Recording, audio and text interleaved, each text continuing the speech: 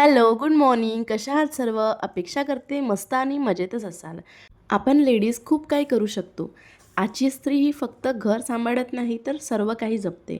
आपलं घर, आपले कामं, आपली हेल्थ अशी स्वतःसाठी जगणारी आणि सोबत इतरांचेही मन जपणारी आहे.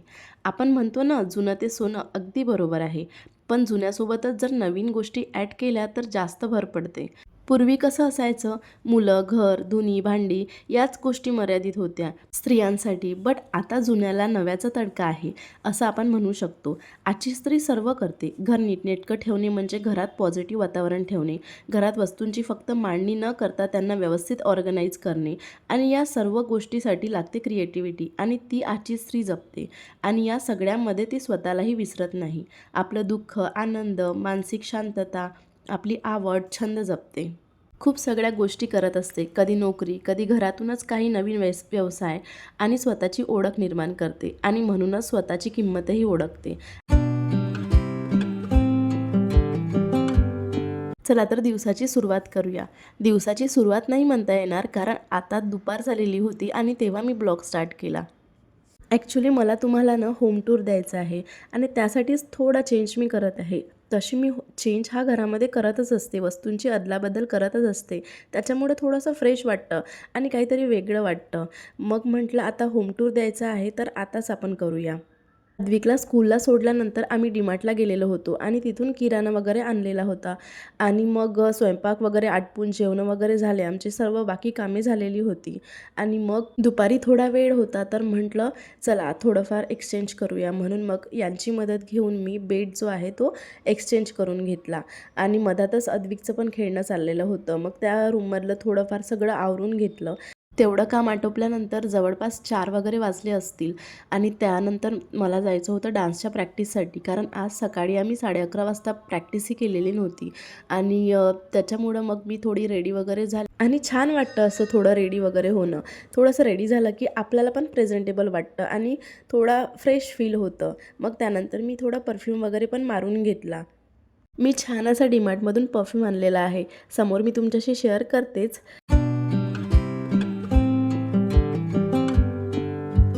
ॲक्च्युली आज मंडे होता आणि यांची मीटिंग वगैरे होती ऑनलाईनच, तर हे घरी होते. त्याच्यामुळं मग त्यांची हेल्प मला आज मिळाली आणि छान दिवाबत्तीचा टाईम वगैरे झाला, दिवाबत्ती केली छान. आपल्याला ना नेहमी वाटत असतं, घर फक्त सुंदर दिसत असेल तर काही उपयोग नाही. घराला जिवंत ठेवण्यासाठी, घरातली ऊर्जा कायम ठेवण्यासाठी, वातावरण चांगलं ठेवण्यासाठी आपण जे करतो या सगळ्या गोष्टी आपल्या घराला खऱ्या अर्थाने सुंदर बनवतात. आपल्या घरात पॉझिटिव्हिटी खरंच खूप महत्त्वाची आहे. आणि हा जो संध्याकाळचा टाईम असतो, ज्यावेळी आपण दिवाबत्ती करतो, या टाईमला ना खूप छान पॉझिटिव्हिटी घरामध्ये आल्यासारखी वाटते. त्यानंतर मग मी जो बेड होता तो व्यवस्थित वगैरे करून घेतला. कारण जसं तुम्ही मगाशी बघितलं, की मी डान्स प्रॅक्टिससाठी गेलेली होती, तर तिथलं पूर्ण व्हायचं होतं आणि आज मी ॲक्च्युली सुट्टी घेतलेली होती. कारण एवढं पॉसिबल नव्हतं तिकडून आल्यानंतर मला क्लासला जाणे. दिवाबत्ती झाल्यानंतर मग माझ्याकडे वेळ होता, तर म्हटलं किराणा लावून घेऊया. कारण मग काय होतं, की आपण जर म्हटलं, की उद्या लावू, परवा लावू, तर ते तसंच पडून राहतं. त्याच्यामुळं म्हटलं, की चला श्री गणेशा करूया आणि सगळा किराणा लावून देऊया.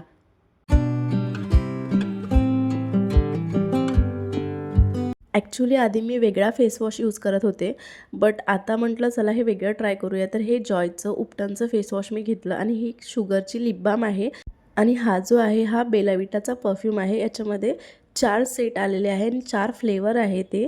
मी फर्स्ट टाईमच यूज करत आहे. यूज करून बघते आणि मग मी तुमच्याशी नक्की समोर शेअर करणार. काहीही करायचं म्हटलं तर पसारा हा होतोच.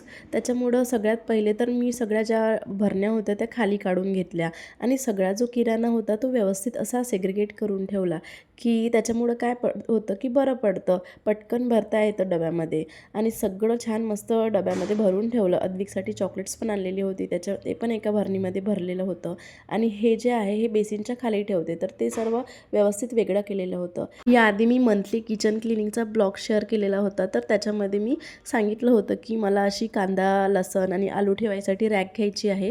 तर फायनली ती मी आज घेतली डीमार्टमधून आणि खूप छान क्वालिटी आहे. अराउंड 150च्या दरम्यान मला पडली असणार ती आणि क्वालिटी वाईज छान आहे. आणि हा डबा पण मी आजच डीमार्टमधून घेतलेला आहे. ॲक्च्युली मला त्याच्यामध्ये फक्त बिस्किट ठेवायचे होते आणि एअरटाईट होता तो डबा, तर त्याच्यामुळे तो पण डबा मी आजच घेऊन आली आणि सर्व व्यवस्थित ज्या भरण्या आहेत त्या जागच्या जागेवर लावून दिल्या.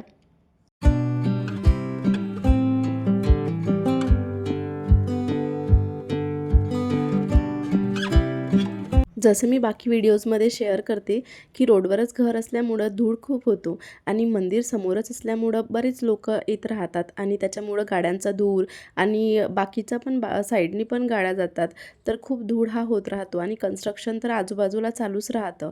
तर त्याच्यामुळं किचनमध्ये खूप धूळ होतो आणि सोबतच हॉलच्या फर्निचरवरती पण खूप धूळ होत राहतो. त्यामुळे मी काय केलं की जो पेपरवरचा धूळ आहे आणि जो डब्यांवरचा धूळ आहे तो पुसून घेतला आणि व्यवस्थित छान मस्त डबे लावून दिले. आपल्याला काही नवीन आणल्यानंतर एक्साइटमेंट तर असतेच. जसं की मी हे डबे आणले आणि मला त्याची एक्साइटमेंट होती की मी त्याच्यामध्ये कधी सामान ठेवते आणि ते कधी लावते. तर ते काम मी आजच केलं. असं काही माझ्या डोक्यामध्ये नव्हतं की हे डबे पुसून मी व्यवस्थित धूळ पुसून लावायचे. बट म्हटलं की करून घेऊया, कारण ते म्हण आहे ना की कल करे सो आज कर, आज करे सो अब, असं काहीचं मला करायचंच होतं. कारण मी मंथमधून एकदा तर हे करतच असते.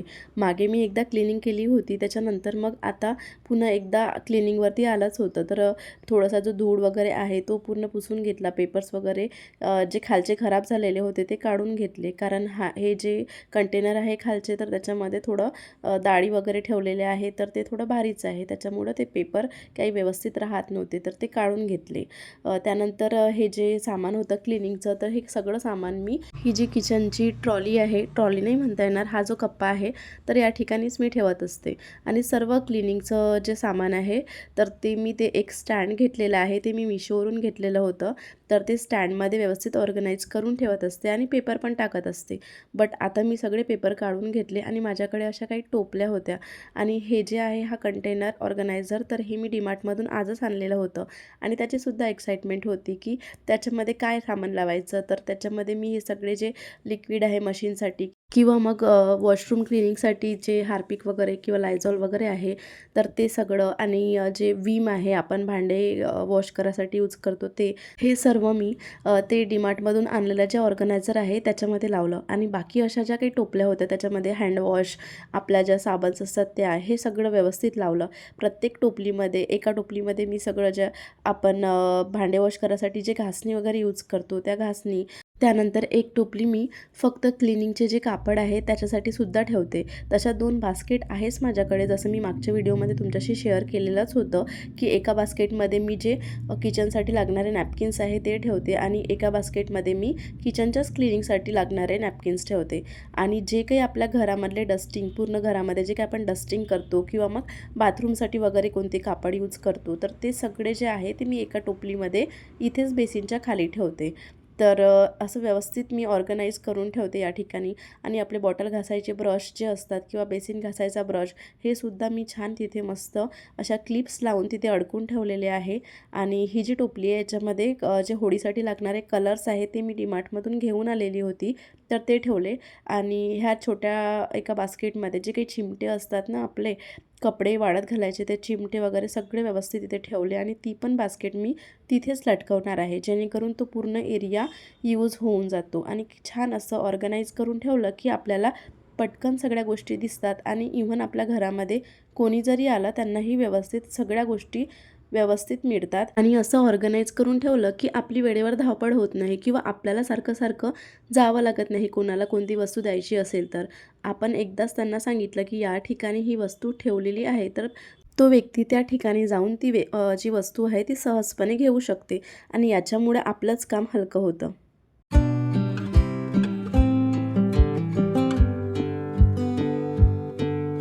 खरं तर आज सर्वच किराणा आणलेला होता. डीमार्टचा तर आणलेलाच होता, बट जे तांदूळ असतात किंवा मग साखर असते ते आम्ही डीमार्टमधून घेत नाही, ते बाहेरून घेतो. तर आत्ताच यांनी साखर, चहापत्ती आणि तांदूळसुद्धा बाहेरून आणलेली आहे आणि ते सुद्धा मला डब्यामध्ये ठेवायची आहे. बट ते आज मी ठेवणार नाही, कारण ऑलरेडी खूप सगळं काम झालेलं होतं आणि ते मी उद्या ठेवणार. आणि यांनी दळण वगैरे पण दळून आणलेलं होतं, ते सुद्धा मला डब्यामध्ये ठेवायचं होतं. पण त्या सर्व गोष्टी मी दुसऱ्या दिवशी करणार, कारण आता ऑलरेडी वेळ झालेला होता आणि म्हणून मग खिचडीच लावली मी. आणि मग दुपारचं जे वरण होतं तर ते वरण मी फ्राय केलं आणि सोबत खिचडी. तर असा आजचा मेनू होता. आणि जे काही भांडे होते थोडेफार तर ते सुद्धा मी साईड बाय साईड घासून घेतले, जेणेकरून खूप जास्त पसारा होत नाही. कोणत्याही भाजीची चव कढीपत्ता टाकल्यानंतर एकदम छान होते. तर तसं मी दाल तडका करत आहे. तर जास्त काही नाही, कांदा, टोमॅटो आणि आपलं जे लसूण आहे तेच, आणि त्याच्यामध्ये कढीपत्ता, थोडा कढीपत्ता ॲड केला की पुन्हा वरणाची टेस्टच चेंज होऊन जाते. खूप छान लागतं. आणि सोबत मी हिंग पण टाकते, ते त्याच्यामुळं आपल्याला डायजेशनसाठी पण मदत होते आणि भाजीलासुद्धा छान टेस्ट येते. हे जे टँगल हार्ट आहे, तर हे मी असं खिडकीमध्येच लटकवलेलं आहे. याच्या आधीच्या बऱ्याच व्हिडिओमध्ये मी तुम्हाला दाखवलेलं आहे आणि आता त्याची खूप छान ग्रोथ होत आहे. छान मस्त ग्रीन ग्रीन दिसत आहे आणि रोज स्वयंपाक करताना मी त्याच्याकडे पाहते आणि त्यांनी आणखी एक पॉझिटिव्हिटी येते माझ्यामध्ये आणि खूप छान मला असं वाटतं. मी जेव्हाही गॅसच्या ओट्याजवळ असते किंवा स्वयंपाक वगैरे बनत असते, तर समोर गॅलरीमधले छान झाडे, त्याच्यानंतर समोर खिडकीतूनच दिसते मंदिर महादेवाचं आणि तिथे येणारे जाणारे लोक, तर हे सगळं मला त्या खिडकीतूनच दिसत असतं आणि त्याच्यामुळं छान मस्त पॉझिटिव्ह वाटतं. आणि सोबतच आपण किचन क्लीन, व्यवस्थित, नीटनेटकं ठेवलं तर आपल्याला काही कंटाळा येत नाही स्वयंपाक करायचा. छान मस्त उत्साह येतो.